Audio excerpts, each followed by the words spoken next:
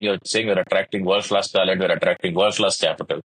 But if you can't give it world-class institutions, these two things are going to go away. There is no precedent in history for any country to continuously attract talent and money if it is not matched by a certain quality of institution. And to me, if you can't get something as basic as drafting of a legislation right, forget right, competent, who's going to have any faith in any institution that you set up in this particular state? If I were to place this before any global company and its lawyers and say, guys, this is the competence of the people running this place, what do you think they will think about this? You're not some backwater in some small country that nobody notices. Don't take it for granted that no matter what you do, people are going to keep coming in and people are going to keep pumping money into Bangalore. That is not going to happen. Call the first meeting of the GBI. Then you will realize we have made a huge mistake. Bengaluru is going to be divided into multiple corporations. The existing Act governing the Municipal Corporation of Bengaluru is intended to be repealed and replaced by the Greater Bengaluru Governance Bill. This bill passed last month has received the Governor's assent, and the BBMP will cease to exist in 4 months' time when all the details will supposedly be ironed out. The bill proposes a very new structure for urban governance in Bengaluru. Alongside splitting Bengaluru into multiple smaller manageable corporations, it proposes a Greater Bengaluru Authority or GBA for the Greater Bengaluru area, which will be headed by the Chief Minister of Karnataka. While this looks good idea, it isn't without its pitfalls. Let's dig into what is wrong with this act in today's episode of the OoruLabs podcast. I am your host Sathya Sankaran.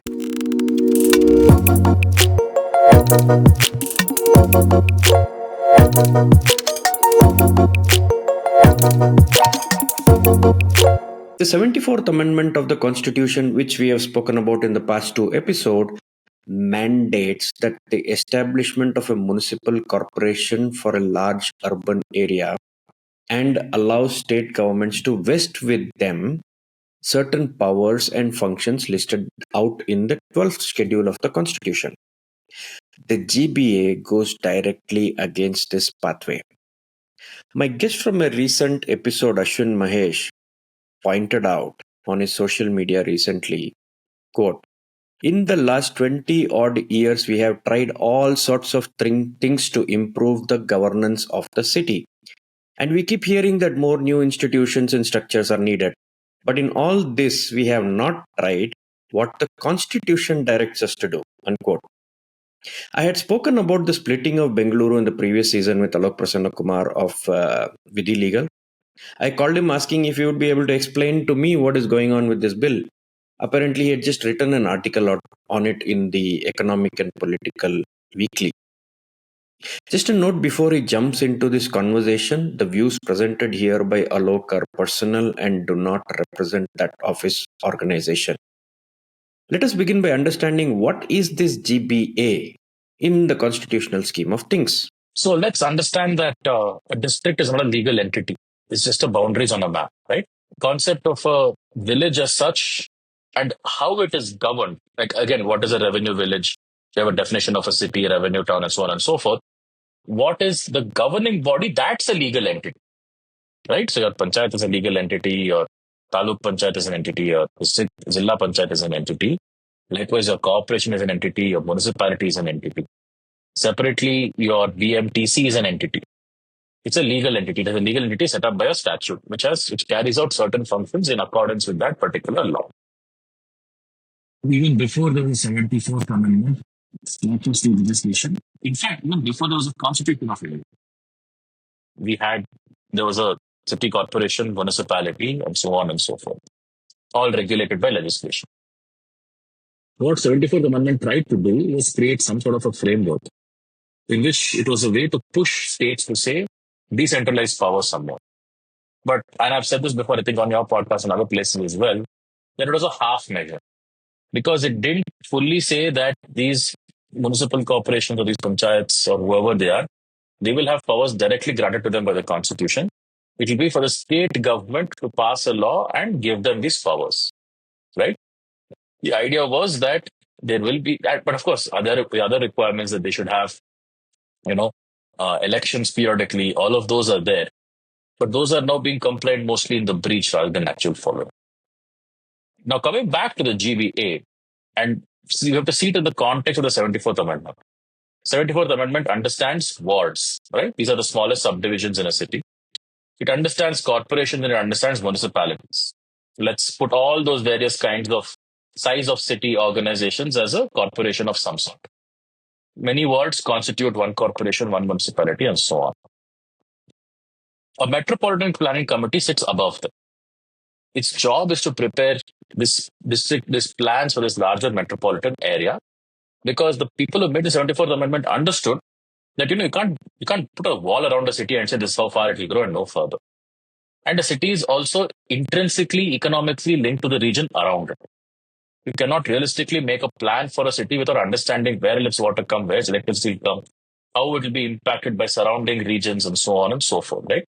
So to that extent, it was an idea that was intended to be a base for regional planning in some way, this larger metropolitan area, and which is why it includes multiple municipalities, multiple corporations, multiple panchayats, apart from whatever you want to put in CM, DCM, whoever else it is. So the Metropolitan Planning Committee, the corporation, and the ward are constitutionally provided for.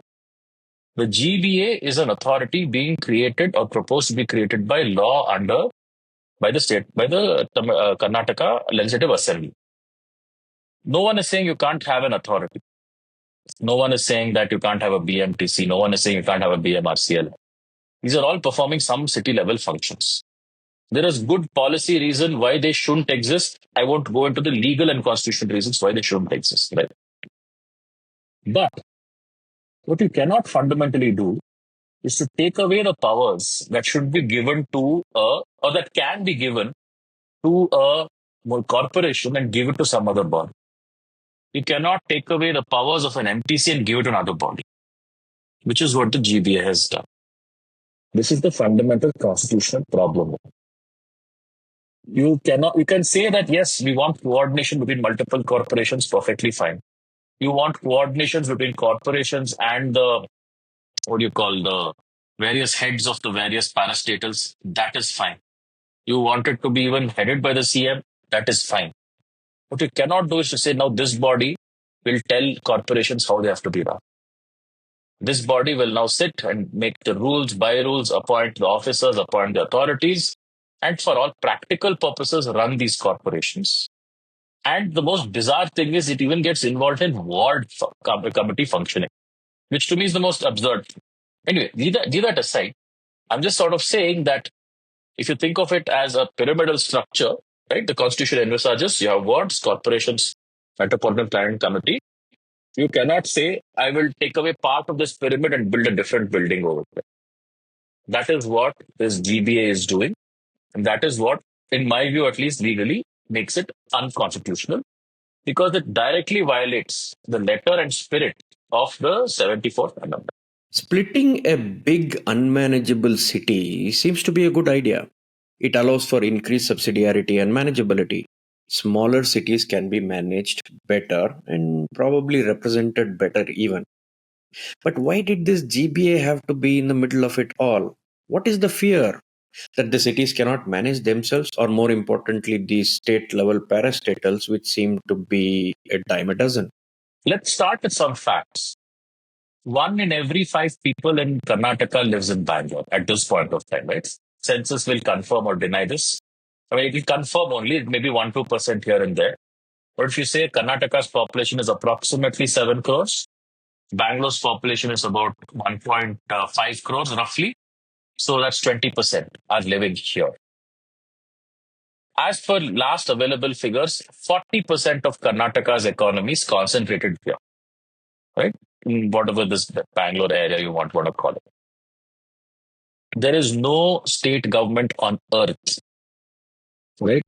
Not just in India, maybe elsewhere, which will say that you please beautifully manage this economic entity.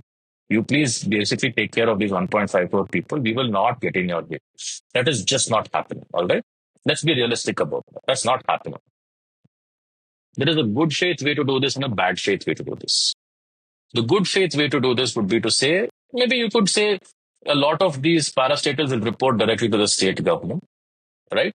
But we will let you run the corporation as you please. We will hold elections on time. Whoever wins, wins. You pass your bylaws, you do your bylaws. We will give you money in accordance with the constitutional provisions. You levy your taxes, you manage your corporation. All right. But I, as state government, will say that the whole metropolitan area should be managed in a certain way. I will set broad principles for you. I will do the coordination functions. I will bring you all to the same table to make sure that everyone is on the same page about it, irrespective of which party is in power. All right. And this would also be a constitutional way of doing it. That is what the MPC is for. You can create this mechanism which ensures that there is good planning, good coordination. Everyone is working towards the same goal. Of course, there will be disagreements, but by and large, there's an institutional process of resolving these disagreements. To me, there is a good faith way of doing that. What has been done is the bad faith way of doing it. And that bad faith way of doing it is I will pretend to create corporations. I will pretend to decentralize. I will pretend that this is only a planning function, when in reality, you are essentially taking away the core functions of a corporation. Right? You're essentially saying that, I will have this pretend metropolitan planning committee. I will have these pretend corporations. I will hold these pretend elections.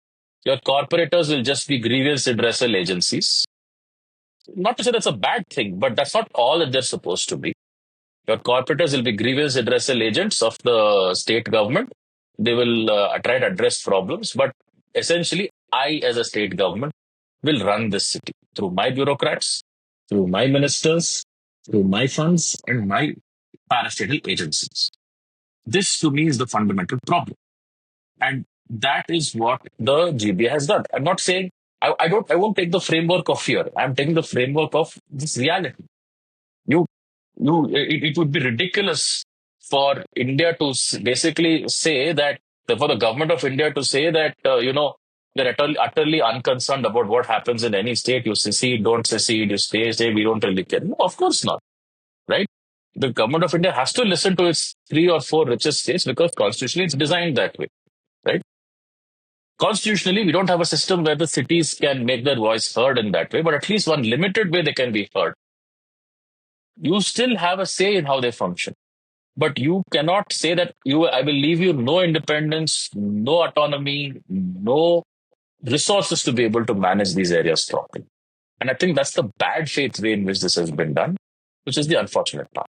The 12th schedule, which I mentioned before, provides the city corporation with around 14 functions that it should do for the good of the citizens. The way the GBA is structured and the powers that it has abrogated to itself, how is it a problem for the proper functioning of the cities that it is creating? If we want to take the typical division of powers in the state, in any government, there is a legislative, there is the executive, and there is the judicial. Okay, judicial is completely different. It's irrelevant to this conversation. What are your legislative powers? I will issue bylaws. You have been given powers to make bylaws, but GBA mandates that all bylaws have to be uniform. How is that possible? Right? Your fundamental building bylaws, which basically say what goes where. You are splitting corporations so that each of them is allowed to make bylaws. You are now saying, I will tell you how to make those bylaws. Not to say that there is no power for the government to do this. In the Panchayati Raj Act, recognizing that all panchayats can't be left to come up with their own bylaws in every way, the government prescribes a model set of bylaws.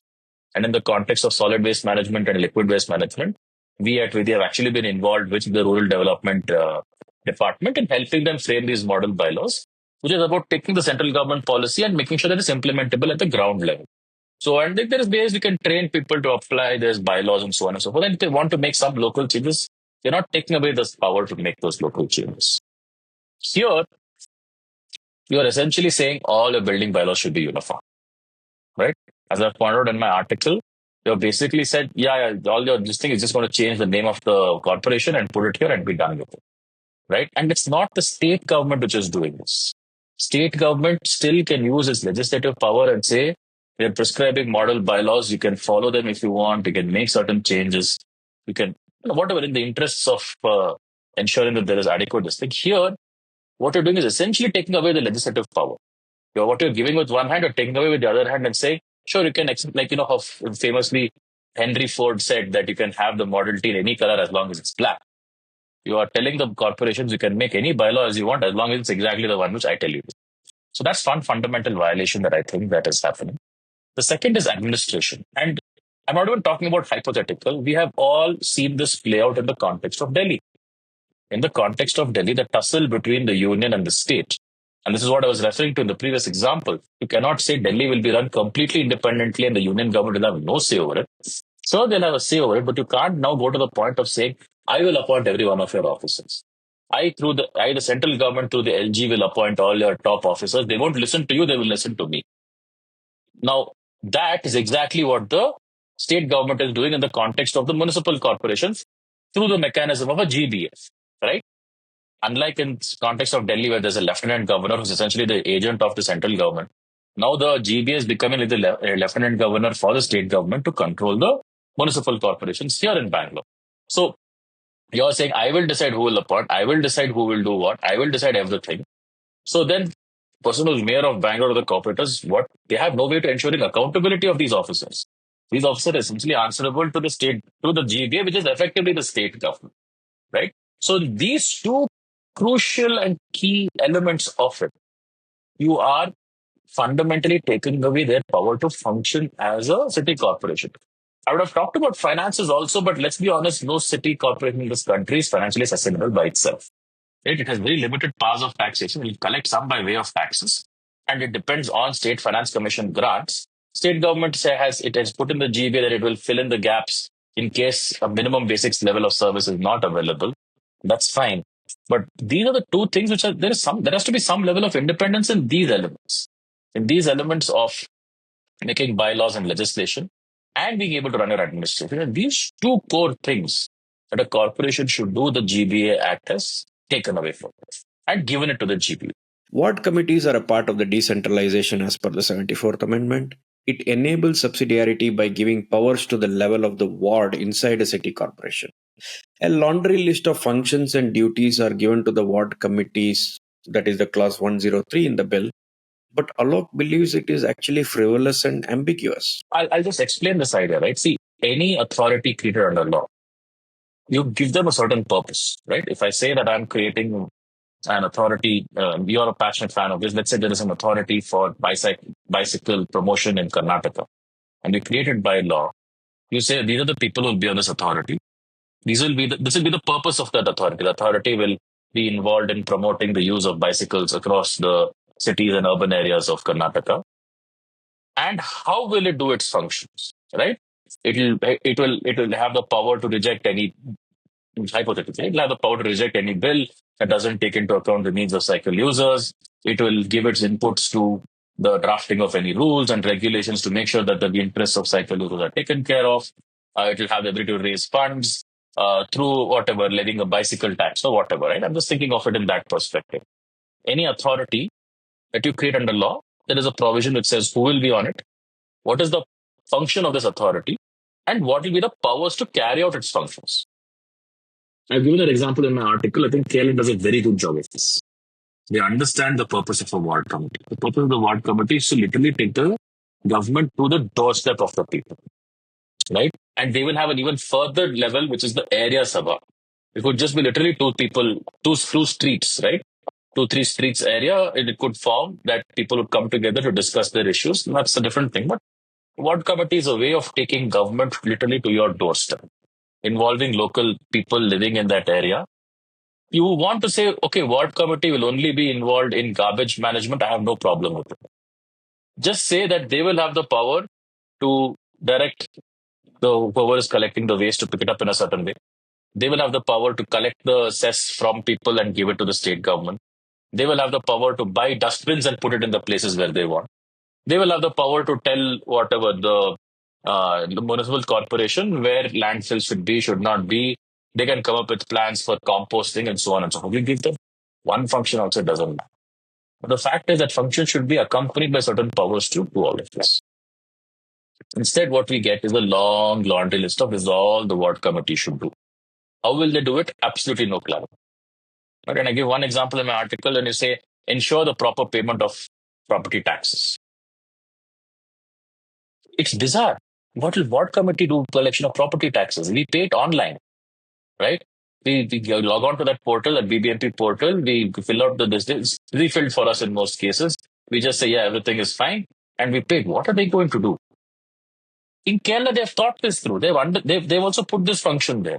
They have said assist the corporation in the timely collection, which means what? You'll go door to door and say, please have you paid taxes, right? So you're not giving them power to collect the taxes from you. You are saying your job is purely facilitation. So you can go take any measures and you to bring awareness to people, to inform them of their obligations, to highlight, etc., etc., etc. So there is a clear set of, look, you're not asking me to collect the taxes, you're just asking me to help. You give a long list of do this, do this, do this, do this, do this. A legal entity is not like a human being, right? We know how to do things. A legal entity has to be given the power to do things. And it has to be told how to exercise these powers, none of which is there, right? So when you say ensure, all right, okay, I get that is the purpose for which as a ward committee I'm here for. But what do you mean? How do I ensure this? How do I ensure that I'm carrying out my functions? Is it just going to be that we come for a meeting, pass resolutions, and go home and forget about it the next day? Is that the purpose of a ward committee? Is the ward committee just the implementation agency of the corporation? What is it? It's not clear, right? It's just a bunch of, I mean, if you have to ask me to be brutally honest about it, it feels like somebody just threw a bunch of words there and said, we're done. Let's call it a day. We don't need to take it. We don't need to take implementation seriously. We don't need to take clarity seriously. We don't need to take any other consideration that goes into drafting a law seriously. We put a bunch of words there. It looks okay to me. Let's move on, right? That's the lack of any serious intent with which they've drafted these provisions. So when they say ward committee, ward committee, ward committee, I'm like, what is this ward committee going to do? You have not given it any powers or any responsibilities which you can actually implement. Like bylaws, the property tax is also going to be specified by the GBA. These are two tools that significantly affects own revenue of the city corporation and the way it is structured. Should these at least be allowed to be determined by the corporations? Why take away the only levers the corporation has? Why even have a corporation then? What is their incentive to exist? Clause 20 says the GBA may receive grants from the state government and the central government. Under clause 14.1, the GBA extracts funds from the corporation's own revenues. Clause 14.c states that all financial allocation and releases of the government to the city corporations within the GBA shall be through the GBA. This isn't any different from a hafta collection sitting in the middle. What's going on here? Legally, you cannot ask a corporation to give that money to the state government or to any other authority. It is levying it and collecting it in exercise of its legislative power. I won't say sovereign because at the end of the day, it's not a constitutional body. It still has its powers given by the state government, right? This idea that the GBA is going to collect some of this money is simply a non-starter. It is unconstitutional according to me. That's one. Number two, this idea that GBA will allocate some money is also not constitutionally envisaged. Either it's the state government, which is, see, even the state government, okay, let's bring that down what we discussed at the state government level, right? You're a panchayat or you're a municipality or a corporation, you're collecting your taxes, you're keeping them for your use. 99% of all of this is not enough for your functioning. You obviously depend on grants from the central government. Sorry, from the state government or the central government. Central government grants might come directly from the central government, which says all panchayats in this state will get X amount of rupees or all corporations get X amount of rupees. Or you might have a smart city program which says if a city comes up with a good plan on how to improve its governance or improve its infrastructure, we will give you this grant, you spend it directly. Or you have the finance commission which says that we will route this money through the state government, but it has to come to the city. Right? State government is just a conduit for it. Then state government itself can directly give some money. There is also some part of its money which it shares with all these municipalities and panchayats and so on. That's what the state finance commission is for. State government can't say, to hell with the finance commission, I'll do whatever I want. Right? It has to follow the recommendation. Now, it's unfortunate that a lot of finance commissions don't function properly. They're very poorly staffed. Their reports are terrible. My namesake, V.N. Alok, has written a fantastic book outlining this functioning. And I think I'm invited to a lot of events because they think he is me. So, which is why, I mean, of course, he's a very well respected scholar. He's doing fantastic work.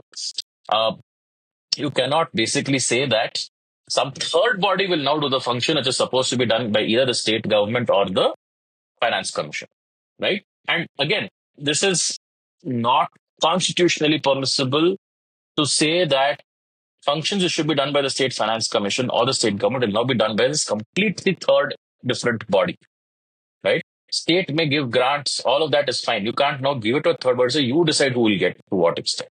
So I think these are the, I mean, like I said, there is one constitutional problem with it, that the bodies which are supposed to, which are doing this under this act are not empowered under the constitution to do it.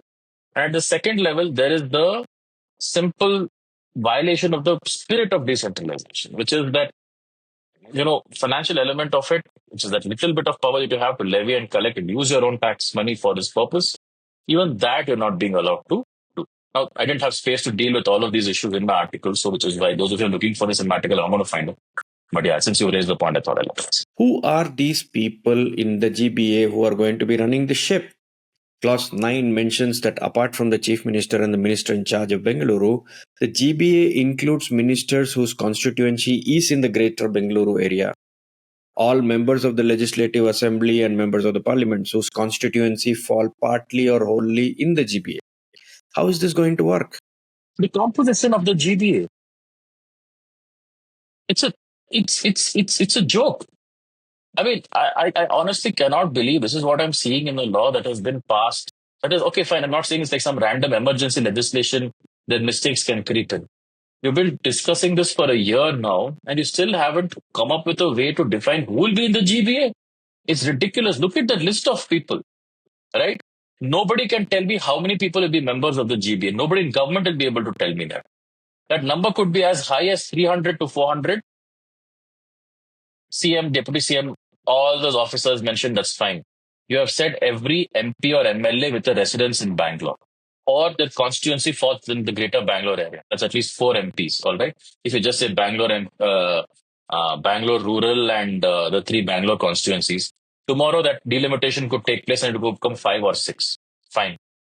Rajya Sabha, there are no constituencies. Rajya Sabha is for the whole state.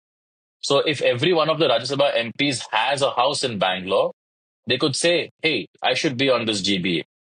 Not only that, any Lok Sabha MP with a residence in Bangalore could also say, hey, I have a residence in Bangalore, and it doesn't say only Rajya Sabha MPs, it says Lok Sabha MPs as well. And you have drafted it so badly, you could interpret it to say even a Lok Sabha MP with a residence in Bangalore could be in Bangalore. So congratulations. It's another 24 people who are going to add it to this. But wait, it's not MPs, it's MLAs also, right? So apart from the 28 MLAs of these 4 constituencies who fall within this area, an MLA instead of Karnataka would say, I also have a residence in Bangalore and I'll be part of it. So suddenly it's out to 24. But wait, it's also MLCs. Not all MLCs have a territorial constituency. You have teachers' constituencies, graduate constituencies, nominees, and so on. They could also say, I have a residence in Bangalore and be part of this. So do you realize how ridiculous and absurd it's getting? And I haven't even mentioned that all superintendents of police in any Bangalore area are included. All revenue, assistant revenue officers, I think, are also included. How many people are you adding? You will eventually end up with more members than the Parliament of India. This is an unwieldy body, which means when you call for a meeting, you won't know what the quorum is because you don't have a full list of members. You don't know who will be in this body and who will not be in this body. If you had simply said CM, Deputy CM, whole list of all the parastatal agencies, list of corporation mayors, it comes to about 35, 40. I would have said that's okay. At least I know it's 40. I know how many people can come to a meeting and I know what can happen, can't happen in a body of this size. And it's simply not going to be functional. And that also is unfortunate because, like I said, a very poor drafting effort which has gone into it. It's not as if, like I said, it's not an emergency education. We've been discussing this for a year. Nobody pointed this out. Or somebody added this. Nobody said, sir, what are you doing? This is ridiculous. It's not possible. You have people with legal training who apparently looked at it. You've had people who are with legal training who have been on the committee who have looked at it. You have people with legal training on the cabinet. You have the governor who's a lawyer himself. Sure, okay, he can't make any changes. But my point is, there should have been a reason for somebody to take a second and say, hang on, what are you even doing? What is the point of this exercise? So my thing is that You want Bangalore to be world class, world class, world class, world class. Fine, you're saying we're attracting world class talent, we're attracting world class capital. But if you can't give it world class institutions, these two things are going to go away. There is no precedent in history for any country to continuously attract talent and money if it is not matched by a certain quality of institution. And to me, if you can't get something as basic as drafting of a legislation right, forget right, competent, who's going to have any faith in any institution that you set up in this particular state, right? Who's going to say, and no, that you as chief minister may be the smartest, or the deputy chief minister may be the smartest, most competent, most able person in the whole world, but you have only 24 hours in a day and you have only 5 years as a term. You cannot possibly try and manage a Bangalore and a Karnataka. One of these will suffer. And nobody becomes chief minister of Karnataka by managing Bangalore alone, right? So you are guaranteed setting yourself up for failure. You're setting your state up for failure, and you're setting Bangalore up for failure with this. If I were to place this before any global company and its lawyers and say, guys, this is the competence of the people running this place, what do you think they will think about this? You're not some backwater in some small country that nobody notices. You yourself, as the government keeps saying, and nobody is denying that. But don't take it for granted. Don't take it for granted that no matter what you do, people are going to keep coming in and people are going to keep pumping money into Bangalore. That is not going to happen. And if there is failure, that if at a point this falls apart, you will be blamed. This is so dismal, Alok. Where do we go from here? So let me take a step back. We had the BBNP Act, which was passed in 2021. And full disclaimer, we as Vidhi and I personally was also involved in giving suggestions and helping draft parts of it. When it was passed, some of our suggestions, they took, a lot of it they didn't. And it's not a perfect legislation, the BBMP Act. It had its problems. But I would say it was better off being implemented than not being implemented. If people have a problem with that, I'd say, yeah, sure, maybe our drafting wasn't perfect. Maybe our inputs weren't the right ones. Maybe the state government took its own call. All of that is fair. Not denying any of the criticisms of BBMP Act, but it could have been implemented. It should have been implemented. You never gave it a chance, right? You never gave it a chance to be implemented in the ideas, the framework which was there, right? You have a BBMP, you have zones, you have wards, you have areas, all of that, never implemented. So we don't know what it would have been like, what it would have looked like. To me, a law which is not the best drafted, but it is well implemented, is still better than a good law which no one implements. I fear the GBA, for all the effort that has gone in, will suffer the same fate. I fear that nothing will happen. That you have passed this legislation, you will sit down to frame the rules to implement it and realize it's impossible to implement. That all of these corporations, all of these things you're trying to set up is simply not workable. So let's just leave it at it and have shell organizations, have a shell BBMP which exists, which is currently existing as it is. Because to me, we are in the worst of all worlds. We don't have an empowered BBMP. We don't have a responsible BBMPs. We don't have an elected BBMP. Nothing. All right. We just have one chief commissioner who may be good or bad, but the person is doing an impossible job, which is to try and run a corporation, answerable to no one, trying to fight every fire and getting nowhere. So my point is that I don't even think this may be seriously implemented. And there is a very good chance, and given that this has split along party lines, that in case the present party loses power in the next election, we may go back to the BBMP Act of 2021. And end of the day, nothing is going to get implemented. To me, the real challenge now is not whether a BBMP is constituted or not, but can you at least fulfill the promise of holding elections? I don't care which legislation you hold elections under, but this basic understanding that people in the city should get representation. I think that is what you should comply with. That is a constitutional mandate. You have completely ignored it. Unfortunately, our courts have also played along and they have completely ignored the requirement. Karnataka High Court has said, please hold elections. Supreme Court has said, you don't need to. It's okay. We will keep the case pending for as long as you want. And that's an unfortunate reality. Our courts have not done their job of ensuring that people in Bangalore have an elected government which is close to their needs. And this is going to be used, my fear is this is going to be used as another excuse to tell the court, we're not going to have elections for another while now. We want to try and somehow create rules and do delimitation and create however corporations. That'll take another 2, 3 years. No elections will be held in the meantime. No court is even making them hold elections. And we're going to be stuck without representation and all this administrative back and forth, back and forth, back and forth, as decisions continue to be taken about the city without any input of the people living in the city. That you're going to have massive projects, this and that being taken up without any input, without local people to express their grievances, and they're going to be stuck in the present status quo. So, I mean, if it were up to me, I would go straight to the court, challenge it, and say direct them to hold elections now itself under the BBMP Act. Or fine, don't stay just the parts of it which relate to the the GBA, but let them hold elections as soon as possible. But again, these are complex situations which don't have a simple solution, and there's no one thing that can fix all of it.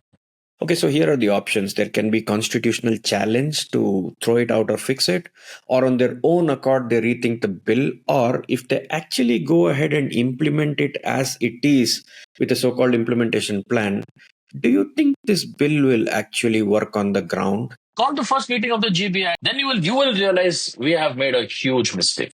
And it's not as if the people in the GBI are people who have no idea what's happening. Every MLA is reading this, every MP is reading this and saying, hey, this is my role. I need to be there in that meeting. You won't be able to call the first meeting of the GBA and you'll realize what you have done. So to that extent, I think the moment they actually seriously try to implement, no matter how, in whatever bad faith, they'll only realize they have put their foot in the mess. So at least I hope at that such a point they realize, okay, we need to take this exercise more seriously. We can't implement it. We need to make some serious amendments to it.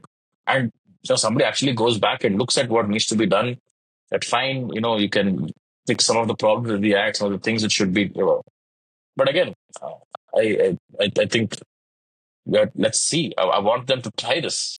Let me see that if they actually try and implement this. And here I was thinking we will have a few smaller corporations and get our act together. Now we are stuck with a bigger mess. I don't know what's in store for us. Let's talk to a few more people on this, shall we? Meanwhile, watch my other episodes on this topic with Vijayan Menon of Citizens Action Forum and my previous episode with Shrikant on the state of the 74th Amendment itself. Thanks for watching. See you in the next episode.